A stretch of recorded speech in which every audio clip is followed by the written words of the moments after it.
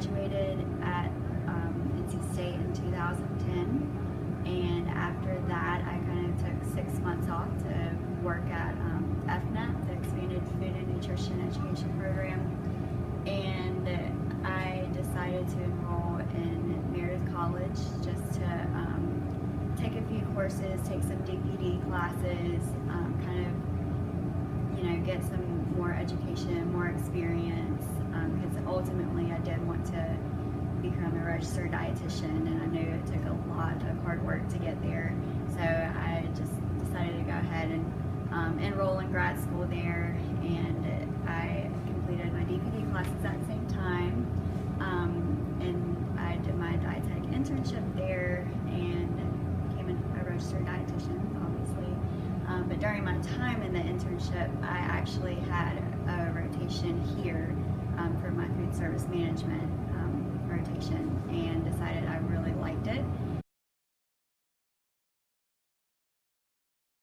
I do a lot of nutrition analysis, working with the culinary team and the executive chef on our menus that we serve out of here, coming up with new ideas for how we can make a more balanced menu, making sure that we have enough vegetarian and vegan options, and options that kind of meet dietary preferences or dietary needs of what we're seeing. And one of my biggest job priorities is programming and just coming up with fun, creative ideas to nutritionally educate students here on campus. So I'll do tablings, cooking demos with our chefs.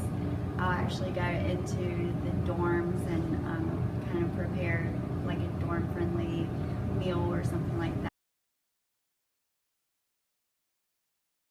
So in the fall and the spring, it might kind of look similar, but I'll usually have like a recipe to analyze every here and now, like a chef wanting to try out a new meal or entree or something like that. We have a lot of theme meals throughout the year, and those will need to be analyzed. I do a Wellness Wednesday, so if it's a Wednesday, then I'll be programming somehow for nutrition. I kind of will choose a monthly theme.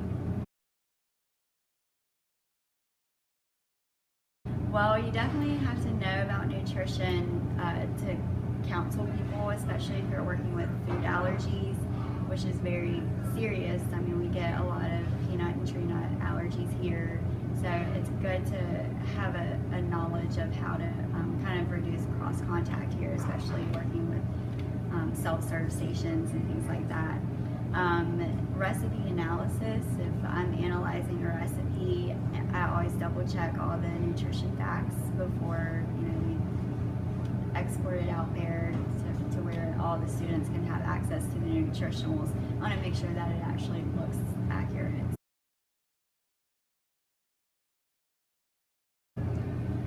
I think I learned how truly ambitious I was.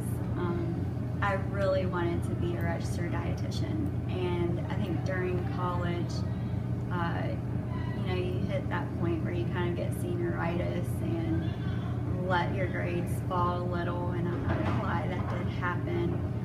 But looking back, I realized that that was actually kind of a good thing, because after that, I realized, I need to get with the program. Becoming a registered dietitian, I was very proud of myself. But I guess just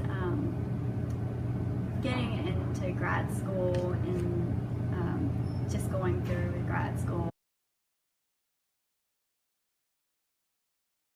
If I could, if there was some kind of opportunity to travel abroad, I would have.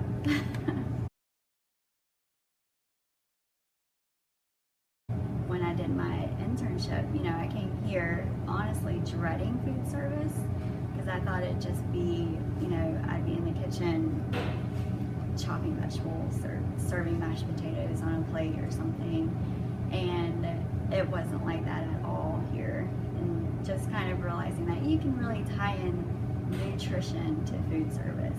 and it's not just cooking and food, although that is a fun part of it. So just keep an open mind because you never know where you actually will end up in.